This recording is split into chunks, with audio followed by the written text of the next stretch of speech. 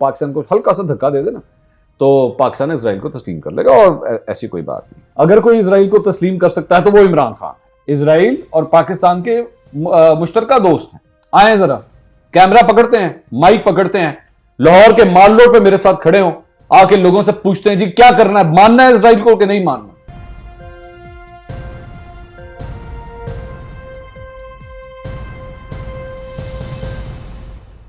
अस्सलाम वालेकुम नाज़रीन, मैं हूं मंसूर अली खान। अपने YouTube चैनल के ऊपर आपको खुशामदीद कहूंगा।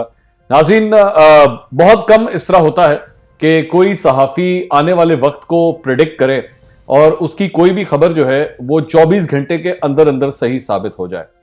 आप जानते हैं कि इजराइल के हवाले से और उसको तस्लीम करने के हवाले से मैंने अब तक एक इंटरव्यू भी किया है और कल भी एक वीलॉग किया था जिसमें मैंने आपको चंद प्रेडिक्शंस दी थी कि पाकिस्तान में अब होने क्या जा रहा है अगले 1 महीने के अंदर, और ये गेम कम से कम पिछले 1 महीने से शुरू हो चुकी है। मैंने आपको इस अपने वीलॉग में कुछ बताया था कि इजराइल अपने आप को मनवाने के लिए क्या क्या कुछ कर सकता है, और ये जो नैरेटिव बनाया जा रहा है इजराइल को मानने के हवाले से, उसे तस्लीम करने के हवाले से, उसके लिए क्या क्या कुछ किया जा सकता है। जरा कल का वो एक छोटा सा सेगमेंट सुन लीजिए, फिर मैं आगे चलता हूं। अब आइए दूसरे पॉइंट के ऊपर, उसके इंटरव्यू से जो एक नया इंकशाफ मुझे हुआ है, अब वो मैं जरा आपके साथ शेयर करूं। ये जो कुछ कर रहा है उसका क्लेम ये है कि पाकिस्तान के अंदर उसके नेटवर्क फैले हुए हैं। उसके नेटवर्क कहां तक फैले हुए हैं और कहां तक फैले हो सकते हैं, जरा इसके ऊपर आ जाइए। ये जो सोच होती है ना, ये जो नजरिया होता है, इसको तब्दील करने के लिए आपको चंद मखसूस लोगों की जरूरत होती है। वो चंद मखसूस लोग कौन हो सकते हैं? उसमें चंद एंकर हजरात हो सकते हैं, उसमें सहाफ़ी हो सकते हैं जो अखबारों में लिखते हैं, उसमें सियासतदान हो सकते हैं, उसमें चंद उलमा कराम को भी टारगेट किया जा सकता है। बेनकाब होंगे आने वाले हफ्तों के अंदर, आप देखिएगा चंद सियासतदान भी बेनकाब होंगे, उलमा कराम भी कुछ बेनकाब होंगे, क्योंकि मेरी इत्तला के मुताबिक गेम स्टार्ट हो गई है। तो ये सूरत हाल है। मैंने आपसे कहा था कि जनाब ये लोग जो है वो सहाफियों को टारगेट करेंगे, एंकरों को टारगेट करेंगे, ये लोग सियासतदानों को टारगेट करेंगे, और इनकी कोशिश होगी कि ये फौज में या इंटेलिजेंस के इदारों में भी पेनिट्रेट करने की कोशिश करें ताकि अपने इस नैरेटिव को जो है वो बिल्ड किया जा सके। 24 घंटे हुए थे अभी, सिर्फ 24 घंटे के अंदर अंदर एक पाकिस्तानी एंकर ने एक और इंटरव्यू दिया है इजरायली टीवी को, और उन्होंने अपने इस इंटरव्यू में ये नैरेटिव किस तरह बिल्ड किया है, कमाल है। वैसे तो मैंने आपसे कहा था कि मैं कभी भी अपने वीलॉग्स के अंदर किसी दूसरे एंकर की बुराई नहीं करता, और ना मैं करूंगा, मैं अभी भी नहीं करूंगा, क्योंकि मुझे लगता है ये बिलो द बेल्ट चीज है।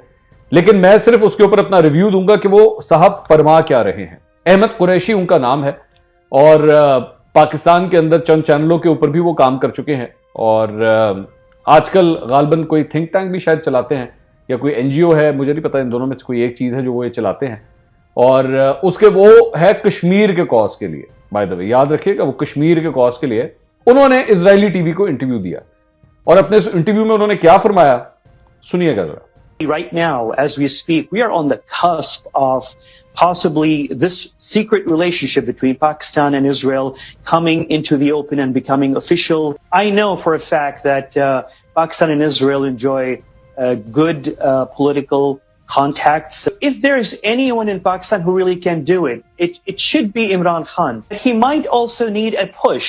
Now, let's all might need a nudge, and that nudge could come from multiple sources. It could come from Turkey. It could come from Gulf countries.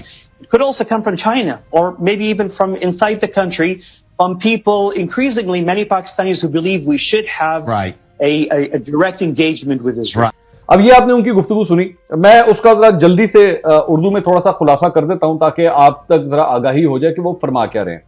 उन्होंने फरमाया कि जनाब बड़ी फैसिनेटिंग किस्म की डिबेट आजकल हो रही है, सारा मामला जो है वो पीछे चले गए हैं, और इजराइल को तस्लीम करने के हवाले से हर जगह बस मौजूद बहस जो है वो यही, यानी उनका कहने का मतलब है पीडीएम की जो तहरीक चल रही है वो पीछे चली गई है, इस मुल्क के मुआशी मसाइल जो है वो पीछे चले गए हैं, पाकिस्तान के अंदर अगर गैस का बहरान है वो पीछे चला गया है, अवाम जो है वो महंगाई से तंग आए हुए हैं वो पीछे चले गए हैं, सबसे ऊपर सिर्फ एक टॉपिक आ गया है, वो है कि जनाब बस इजराइल को जो है वो तस्लीम करना है। ये ये उन्होंने फरमाया है। ठीक है, ओके। उन्होंने कहा जनाब ये इस टॉपिक ने हर चीज को ओवरटेक कर लिया है। अच्छा, फिर वो फरमाते हैं कि अब तो just a matter of time है, ये कुछ देर की बात है और आप देखिएगा कि ये हो जाना है, ये काम हो जाएगा, just a matter of time. और एक और इंकशाफ उन्होंने फरमाया कि जनाब इनके तो आपस में पहले ही बड़े सीक्रेट रिलेशनशिप्स चल रहे हैं, ये अहमद कुरैशी साहब फरमा रहे हैं। और उन्होंने कहा मैं 15 साल से जो है वो रिपोर्टिंग कर रहा हूं और ये डिफेंस मामलात के ऊपर, और मैं आपको बता रहा हूं कि इनके बड़े आपस के गहरे ताल्लुकात हैं। ये नैरेटिव बिल्डिंग हो रही है, ये वो जो मैंने आपसे अपने वीलॉग में कहा था ना कि किस तरह नैरेटिव बिल्ड किया जाता है, होता कुछ नहीं है, पहाड़ किस तरह बिल्डअप कर दिया जाता है, ये होती है नैरेटिव बिल्डिंग। आगे चलिए, वो कहते हैं कि जनाब इनके तो आपस में बड़े अच्छे कॉन्टैक्ट्स हैं और बड़े आपस में डिप्लोमेटिक रिलेशंस भी रह चुके हैं। ये फरमा रहे हैं अहमद कुरैशी साहब। इजराइल के साथ, पाकिस्तान और इजराइल के साथ आपस में बड़े अच्छे रिलेशंस रह चुके हैं और डिप्लोमेटिक रिलेशंस भी रहते हैं। उन्होंने कहा कि जनाब बड़ी मिस्ड अपॉर्चुनिटीज हुई हैं माजी के अंदर, हम बड़े अच्छे ताल्लुकात बना सकते थे, बस दोनों मुल्कों से जो है ना बड़ी गलतियां हो गई हैं। ठीक है, अच्छा, फिर वो फरमाते हैं कि इनका तो आपस में कोई कॉन्फ्लिक्ट ही नहीं है, इजराइल और पाकिस्तान को तो आपस में कोई कॉन्फ्लिक्ट नहीं है, आपस में कभी ना कोई लड़ाई हुई है ना कोई जंग हुई है, तो इसमें तो कोई कॉन्फ्लिक्ट नहीं है। ठीक है, ये भी ठीक हो गया। और उन्होंने कहा कि पाकिस्तानी और इजरायली जो है वो मगरिब के अंदर और दुबई के अंदर जो है वो बड़ी बड़ी कंपनीज में काम कर रहे हैं और बड़ा जबरदस्त जो है वो ह्यूमन रिसोर्स प्रोवाइड हो रहा है। पाकिस्तानी और इजरायली लोग जो है वो आपस में मिलकर काम कर रहे हैं, बिल्कुल ठीक। फिर वो फरमाते हैं, कमाल मतलब उन्होंने इंकशाफ किया, उन्होंने कहा अगर कोई ये सब कुछ कर सकता है, अगर कोई इजराइल को तस्लीम कर सकता है तो वो इमरान खान है।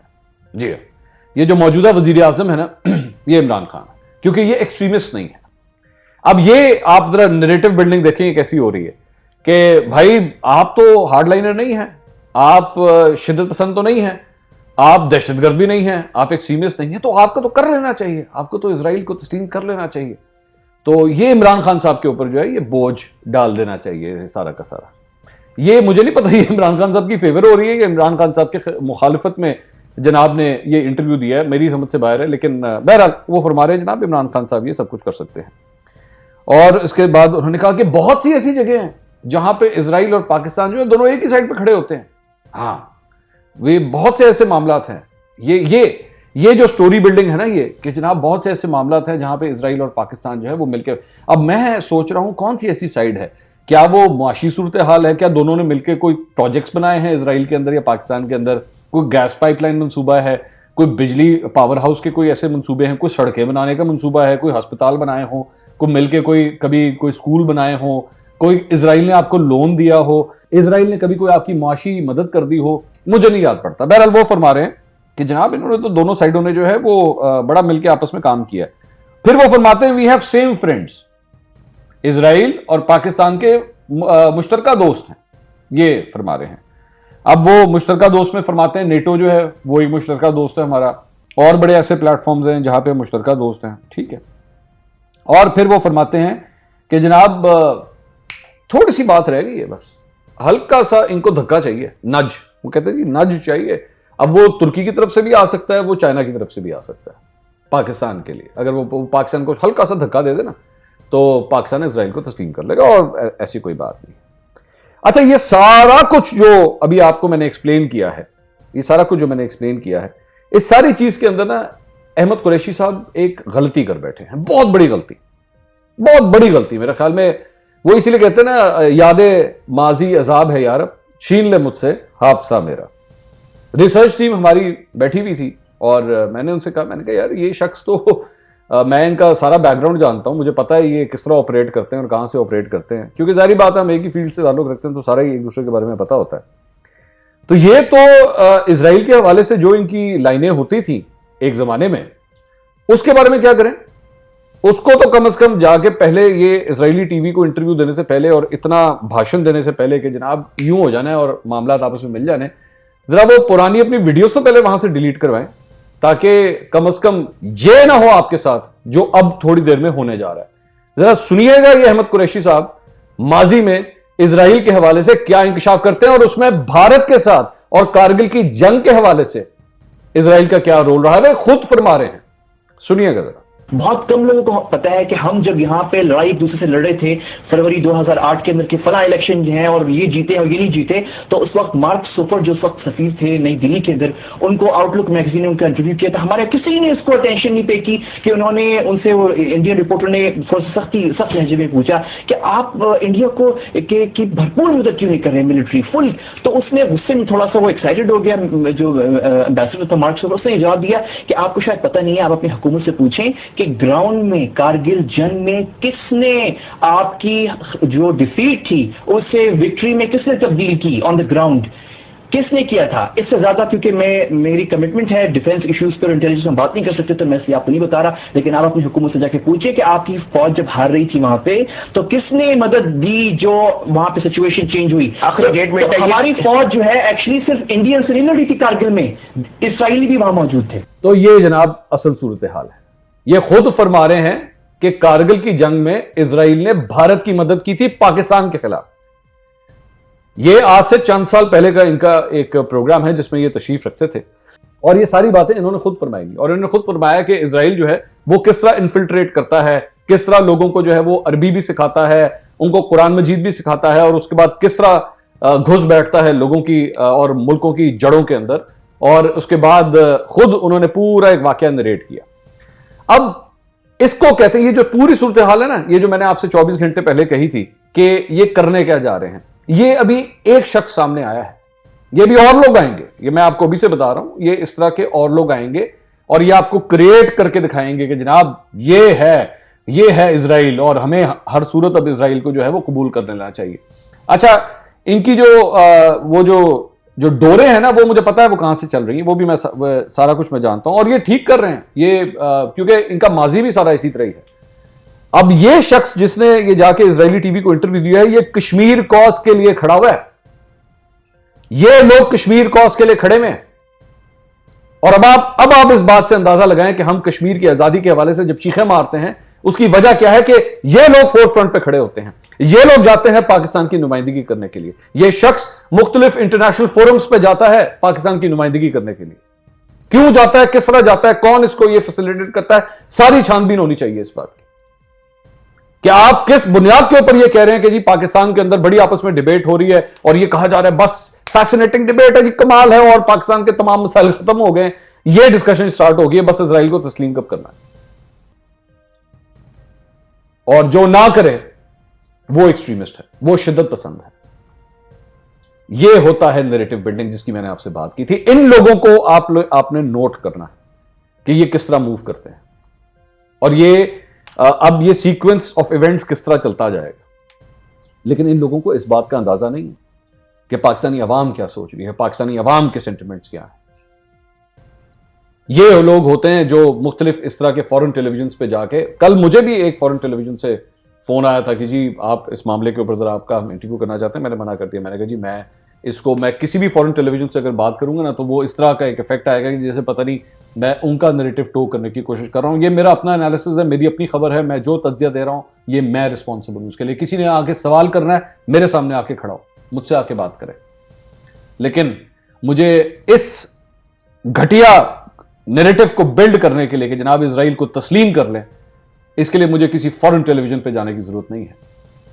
माइक पकड़े मेरे साथ, आए जरा, कैमरा पकड़ते हैं, माइक पकड़ते हैं, लाहौर के माल रोड पे मेरे साथ खड़े हो, आके लोगों से पूछते हैं जी क्या करना है, मानना है इजराइल को कि नहीं मानना, क्या करना है, तस्लीम करें कि ना करें। मैं कसम खा के कह सकता हूं जो जवाब आपको सामने मिलेगा ना, और जो लोग जिस जबान में आपसे बात करेंगे, आपके रोंगटे खड़े हो जाएंगे इस किस्म की तजावीज देने से पहले। होशियार रहिए, होशियार रहिए, होशियार रहिए, सिर्फ इतना कहूंगा बस। इन पे कोई इल्जाम नहीं लगा रहा मैं, किसी माली फवायद का और किसी चीज का मैं कोई इल्जाम नहीं लगा रहा, क्योंकि मेरे पास इस सिलसिले में कोई सबूत नहीं है। लेकिन यह इंटरव्यू बता रहा है कि आप क्या बेचने की कोशिश कर रहे हैं। चैनल को सब्सक्राइब करना मत भूलिएगा, बेल आइकन जरूर प्रेस कीजिएगा और अपने फीडबैक से हमें जरूर आगाह कीजिएगा। अल्लाह हाफिज।